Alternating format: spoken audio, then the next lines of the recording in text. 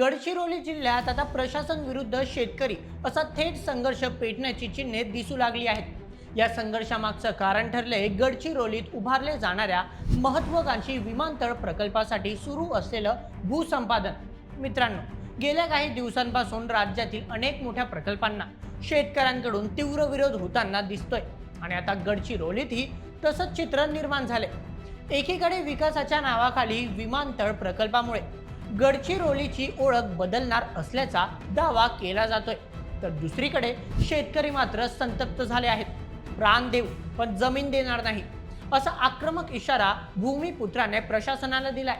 त्यामुळे आता एक मोठा प्रश्न उपस्थित होतोय, हा खरंच गडचिरोलीच्या विकासाचा मार्ग आहे की शेतकऱ्यांच्या अस्तित्वावर घाला? या संपूर्ण प्रकरणामुळे प्रशासनासमोरही मोठं आव्हान उभं राहिलंय, कारण एकीकडे प्रकल्प वेळेत पूर्ण करण्याचा दबाव आहे, तर दुसरीकडे संतप्त शेतकऱ्यांचा वाढता विरोध प्रशासनाची डोकेदुखी ठरताना दिसतोय। तर नेमकं काय आहे संपूर्ण प्रकरण? शेतकरी एवढे आक्रमक का झालेत आणि या वादावर प्रशासनाने नेमकी कोणती भूमिका मांडली आहे? चला तर मग सध्या संपूर्ण महाराष्ट्रात चर्चेचा विषय ठरत असलेल्या या प्रकरणाचा सविस्तर आढावा घेऊया आजच्या व्हिडिओमध्ये। आजच्या बातमीचे लेखक आहे मेहुल मराठे। तर मित्रांनो, गडचिरोली जिल्ह्याच्या विकासासाठी एक अत्यंत महत्त्वाची बातमी समोर येते। अनेक वर्षांपासून प्रलंबित असलेल्या गडचिरोली विमानतळाच्या भूसंपादनासाठी सरकारने मोठी तिजोरी उघडली आहे। मुख्यमंत्री देवेंद्र फडणवीस यांनी गडचिरोलीतील या विमानतळासाठी करण्यात येणाऱ्या जमीन संपादन प्रक्रियेसाठी तब्बल 104,53,00,000 रुपयांच्या निधीला प्रशासकीय मान्यता दिली आहे। हे विमानतळ जिल्ह्याचे मुख्यालय असलेल्या गडचिरोली शहरापासून अगदी जवळच असलेल्या मुरखडा परिसरात प्रस्तावित करण्यात आले। या संपूर्ण प्रकल्पासाठी सुमारे 311.81 हेक्टर जमिनीची आवश्यकता आहे। मित्रांनो, गडचिरोली हा नक्षलग्रस्त आणि अत्यंत दुर्गम जिल्हा म्हणून ओळखला जातो। म्हणूनच गेल्या अनेक वर्षांपासून सातत्याने होत असलेल्या नक्षली कारवाईमुळे जिल्ह्याच्या प्रगतीला मोठा ब्रेक लागला होता। उद्योगधंदे आणि विकास मागील काही काळात मोठ्या प्रमाणात थांबले होते।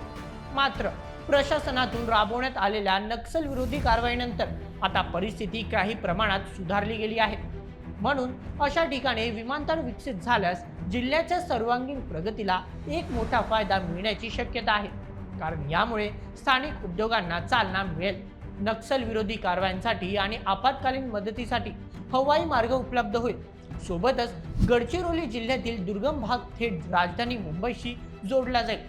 परंतु मित्रांनो, नाण्याला दुसरी बाजू देखील असते, कारण एकीकडे या प्रकल्पामुळे गडचिरोली जिल्हा विकासाचे स्वप्न पाहत असताना दुसरीकडे शेतकरी मात्र हवालदिल झालाय, कारण ज्या मुरखडा परिसरातील शेतकऱ्यांना जमिनी या प्रकल्पात जाणार आहेत, त्यांनी अचानक आक्रमक पवित्रा घेतल्याचे चित्र आहे। आंदोलन शेतकऱ्यांचे या संदर्भात म्हणणे आहे की ही आमची सुपीक जमीन आहे, आमच्या गेल्या अनेक पिढ्यांपासून उदरनिर्वाह या जमिनीवर अवलंबून आहे, आम्हाला मोबदला नको, आम्हाला आमची जमीन परत हवी आहे, अशी स्पष्ट भूमिका त्यांच्याकडून मांडण्यात आली। एकीकडे प्रशासन या प्रकल्पासाठी भूसंपादनाची तयारी करते, तर दुसरीकडे शेतकरी संघटना आणि स्थानिक नेते या विरोधाला समर्थन करत असल्याचे चित्र आहे। याआधी देखील अनेक वेळा जमिनीची मोजणी करण्यासाठी येणाऱ्या अधिकाऱ्यांना अनेक वेळा रोखण्यात आले। आता या प्रकल्पातील भूसंपादनासाठी तब्बल 140 कोटी रुपये जाहीर झाल्यामुळे प्रशासन आता जबरदस्तीने भूसंपादन करणार का, असा प्रश्न देखील उपस्थित केला जातोय। या प्रकल्पाविरोधात शेतकऱ्यांचा संघर्ष अधिक तीव्र होण्याची चिन्हे समोर आली आहेत। काही दिवसांपूर्वी संबंधित अधिकारी प्रकल्पाच्या सर्वेक्षणासाठी गेले असताना स्थानिक शेतकऱ्यांनी तीव्र विरोध दर्शवल्यामुळे त्यांना मागे फिरावे लागले होते। आता अशा परिस्थितीत शेतकऱ्यांची मागणी विरुद्ध शासनाचा निर्णय असा संघर्ष अधिक प्रमाणात चिघळू शकतो, अशी शक्यता व्यक्त होत आहे। सूत्रांनी दिलेल्या माहितीनुसार विमानतळ उभारण्याच्या प्रक्रियेसाठी शिरापूर चक, गुरुवळा, हिरापूर आणि राखी या गावांमधील सरकारी, खासगी आणि वन विभागाच्या हद्दीतील एकूण 311.85 हेक्टर जमीन संपादित केली जाणार आहे। या जमीन संपादनासाठी राज्य सरकारने 104,48,239 एवढ्या खर्चाला मान्यता दिली आहे। त्यानंतर सामान्य प्रशासन विभागाने या संदर्भातील निर्णय जाहीर केलाय। या प्रक्रियेला अगदी सुरुवातीपासूनच स्थानिक शेतकऱ्यांच्या विरोधामुळे मोठे आव्हान उभे राहिले आहे।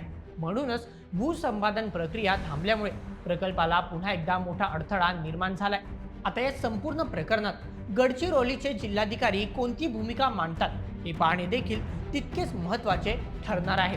आता यावर नेमका कोणता तोडगा काढला जातो असा प्रश्न देखील जिल्ह्याभरातून विचारला जातोय. तर मित्रांनो, या संपूर्ण प्रकरणावर तुम्हाला काय वाटतं? आता शेतकऱ्यांचा विरोध लक्षात घेता या प्रकल्पाबद्दल कोणता निर्णय घेतला जाईल? तुमचं मत आम्हाला कमेंटमध्ये नक्की सांगा आणि अशाच व्हिडिओसाठी सबस्क्राईब करा बोल एमएच आपल्या यूट्यूब चॅनलला. धन्यवाद.